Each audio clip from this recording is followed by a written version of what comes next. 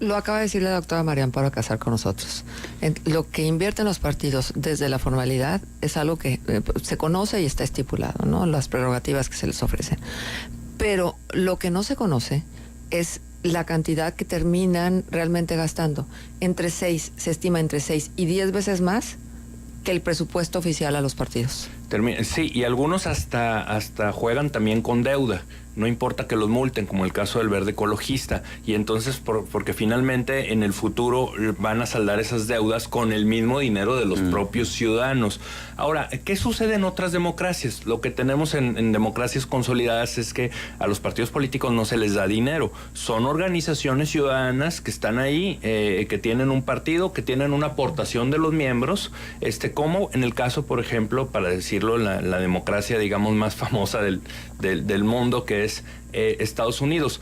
No reciben dinero, reciben aportación. Eso sí, están muy fiscalizadas y están monitoreadas. Y hay una figura independiente de fiscalización que realmente hace valer esto. Es decir, no es tan sencillo ahí que vayas y trates de comprar a los poderes divididos. Y eso es un componente que podría agregarse a la democracia mexicana para mejorarla. Es decir, sí es mejorable. Hay otro ingrediente que se podría agregar para mejorar esa relación que tenemos los ciudadanos con los partidos y con el dinero público que gastan de los ciudadanos, que es la segunda vuelta. Es decir, con esta figura que tienen otras democracias también consolidadas, filtran al montononal de partidos que andan por ahí. O sea, pueden competir 10, 12 partidos en una elección, pero al final del día nada más se van a quedar 2, los más votados. Y ese filtro permite precisamente dejar de lado pues al cascajo, literalmente. Y lo que tenemos en México es que el cascajo se queda y el cascajo nos cuesta y ahí lo vamos cargando. No obstante que hayan sacado una votación tan baja que no representan realmente a nadie más que a los intereses particulares de los líderes de esos partiditos. Sí, y esto nos habla de la necesidad de reformas legislativas hacia los partidos políticos, a la ley de partidos políticos, pero que entramos en un círculo vicioso, porque a final de cuentas, como tú bien lo dices, son los mismos partidos los que lo van a votar. Entonces, pues estas sanciones de expulsar a los partidos o de cancelarles el registro a los partidos que hayan acumulado 3 funcionarios corruptos en un mismo año, o aquella otra propuesta de precisamente reducirles los recursos a los partidos políticos, o aquella otra propuesta de eliminar tantos spots en campaña que no sirven para nada, y muchas otras propuestas más que a final de cuentas pues no van a encontrar eco en los mismos partidos. También te comentaría otra cosa de la historia del sistema electoral mexicano. Antes los partidos políticos no recibían recursos públicos, antes de la reforma del 77. Con López Portillo, la famosísima reforma. A la Lope.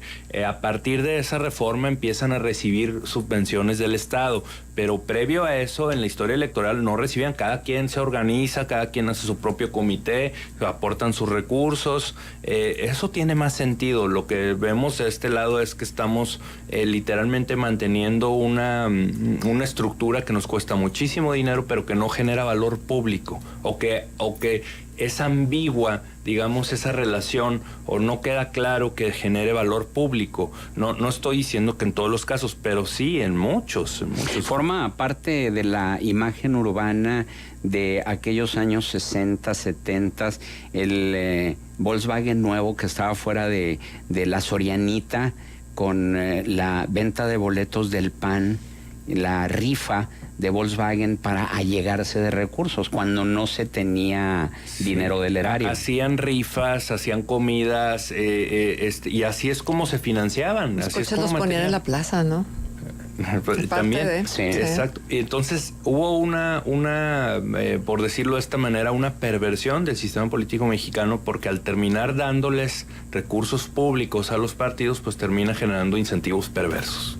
Ahora bien, ¿cuál sería la clave? Es decir, si estamos en un círculo vicioso en el que se hacen propuestas que van en contra de los intereses de los partidos, y son los partidos los mismos que deben votar esas leyes, y obviamente, como tú dices, no se van a morder entre ellos mismos o no van a escupir al cielo, ¿cuál sería la clave para romper ese círculo vicioso? Mire, yo creo que tendría que haber una mayor presión ciudadana, de grupos, no obstante que los espíen, pero no veo otra salida, porque por otro lado tampoco el gobierno que emana de algún partido o que en algún momento emana de un partido hace este tipo de propuestas, que también las podría hacer, que están facultados.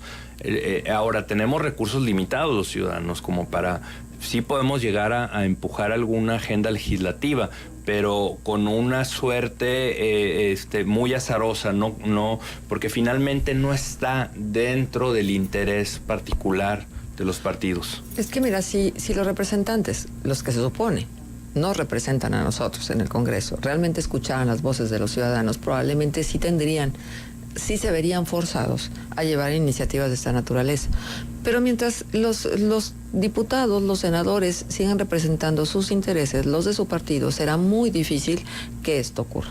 Entonces, ¿qué tienes que hacer?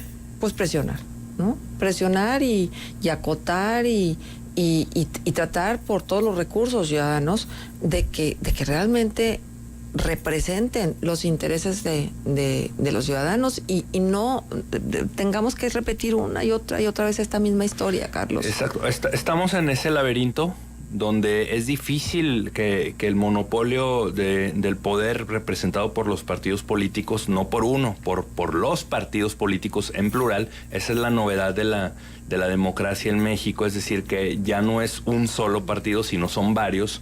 Es difícil romper ese círculo, y sin embargo nosotros no vivimos en una circunstancia, por ejemplo, para pensar en Venezuela, donde el caso es extremo, donde incluso los ciudadanos a punta de protestas multitudinarias no pueden ablandar o doblegar algunas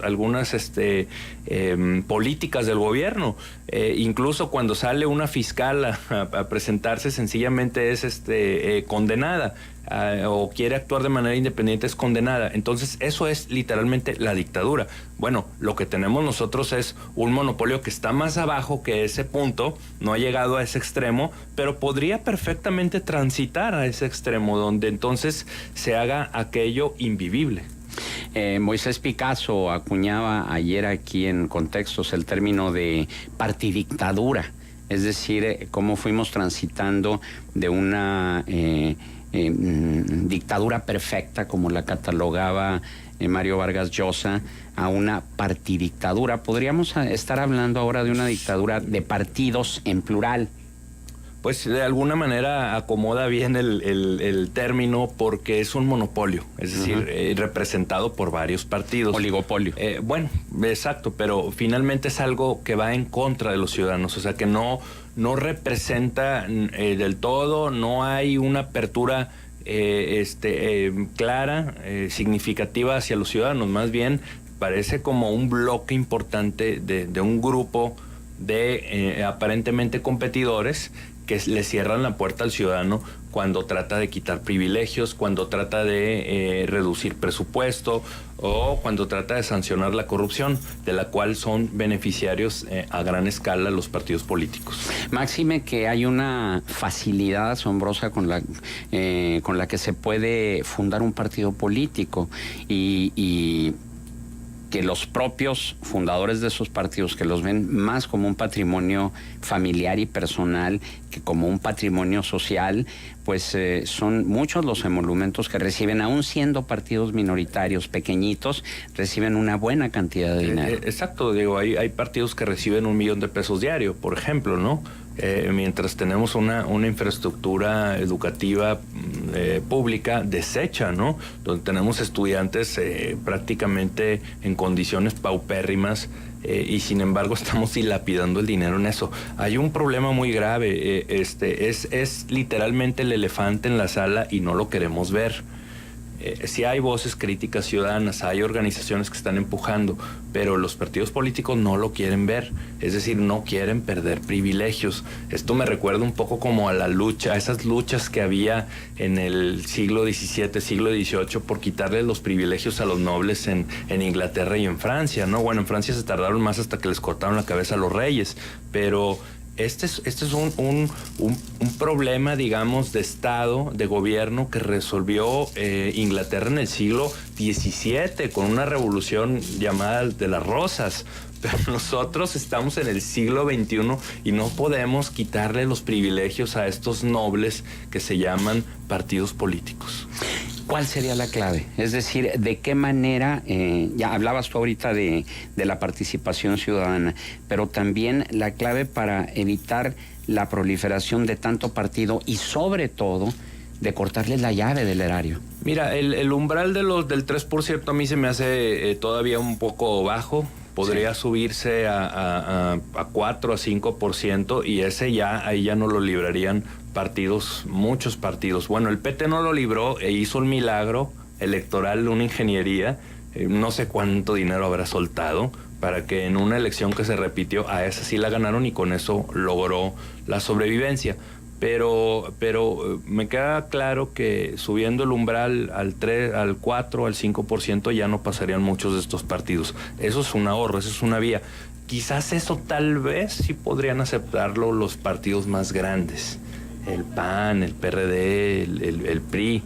Quizás, sí, porque la bolsa sería mayor para ellos. Morena, tal vez. Morena que va muy bien. Pero esa podría ser una opción. La otra es que, aunque ya lo rechazaron el PRI y Morena, la discusión de la segunda vuelta, pero esta discusión no es nueva. Esta discusión la venimos arrastrando de la crisis electoral que tuvimos en el 2005 y que nadie quiso hacer nada. Y entonces vamos que volamos a otra crisis electoral en el 2018 y nadie ha querido hacer nada. Entonces, esa opción de la segunda vuelta permitiría también nuevamente filtrar a los 10, 12 partidos que se postulen y quedarnos nada más con los que realmente tienen una presencia mayoritaria. Y eso también daría un mayor margen de representatividad. Es una cuestión muy sencilla que por supuesto no se atreven a discutirla. Claro. Muy bien, Carlos Castañón Cuadros, analista político, nuestro agradecimiento por tu presencia. Gracias, Juan, Marcela, un gusto saludarlos. Buenos días.